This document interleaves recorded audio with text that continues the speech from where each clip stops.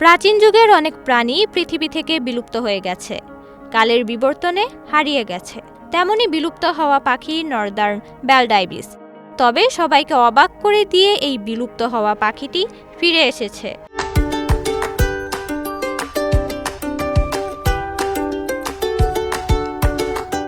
বিগত ৩০০ বছরে ইউরোপে এ পাখির দেখা না পাওয়ায় ধরেই নেওয়া হয়েছিল এরাও বিলুপ্ত।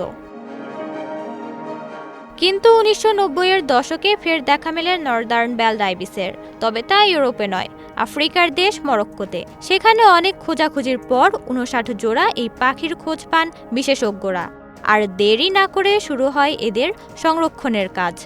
১৯৯৪ সালে এই পাখির সংখ্যা বাড়ানো নিয়ে গবেষণা শুরু করেন বিজ্ঞানীরা। ২০০৪ সালে স্পেনের আন্দালুসিয়া অঞ্চলে পাখির সংখ্যা বাড়াতে একটি প্রকল্প চালু করা হয়, যা সফলভাবে পাখিটিকে বনে ছাড়তে সক্ষম হয়েছিল। পাখিটির ছানা বড় হলে ধীরে ধীরে প্রাকৃতিক আবাসস্থলে ছেড়ে দেওয়া হয় তাদের। ফলস্বরূপ ২০১৮ সালে এদের সংখ্যা ৫০০-তে গিয়ে ঠেকে। একই বছর international union for conservation of nature এই পাখিকে বিপদগ্রস্ত প্রজাতির অতি বিপন্ন থেকে বিপন্ন ক্যাটাগরিতে স্থান দেয়। ধীরে ধীরে এরা ফের ফিরতে শুরু করে ইউরোপে। নর্দার্ন ব্যালড আইবিসের লম্বা চঞ্চু, মাথায় কোনো পালক নেই। আইবিস মূলত পোকামাকড়, কৃমি এবং লার্ভা খায়। তবে প্রত্যন্ত অঞ্চলে বসবাসের কারণে খাবারের জন্য তাদের হন্য হয়ে লড়তে হয়। এদের দেখেই বোঝা যায় এ পাখির মধ্যে একটা প্রাচীন পাখিদের ছোঁয়া রয়েছে। বাস্তবেও তারা ইউরোপে মধ্যযুগের অবসানের সঙ্গে নিজেরাও বিলুপ্ত হয়ে গিয়েছিল। একসময় এই পাখি প্রচুর শিকার হওয়ায় এরা হারিয়ে যায় ইউরোপ থেকে।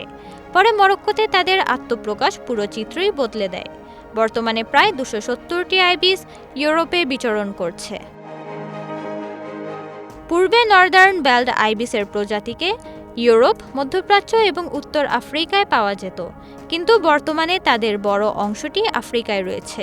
এদিকে অস্ট্রিয়া এবং জার্মানিতে এই পাখি ফেরাতে প্রচেষ্টা চলছে। অস্ট্রিয়ান জীববিজ্ঞানী জোহান্নেস ফ্রিটস এই প্রকল্পের নেতৃত্ব দিচ্ছেন। সংরক্ষণের প্রচেষ্টা সত্ত্বেও আইবিস এখনও হুমকির মুখে রয়েছে। শিকার, কীটনাশক ব্যবহার এবং জলবায়ু পরিবর্তন সহ নানা কারণে পাখিটি হুমকির মুখে আছে। শুধুমাত্র ২০২৩ সালে শিকারের কারণে ইউরোপে অভিবাসী পাখিদের ১৭% মারা গেছে। এমতো অবস্থায় আইবিসের টিকে থাকা নিশ্চিত করতে সংরক্ষণ প্রচেষ্টা অব্যাহত রাখা জরুরি। নওরিন নাওয়ার, প্রবাস খবর।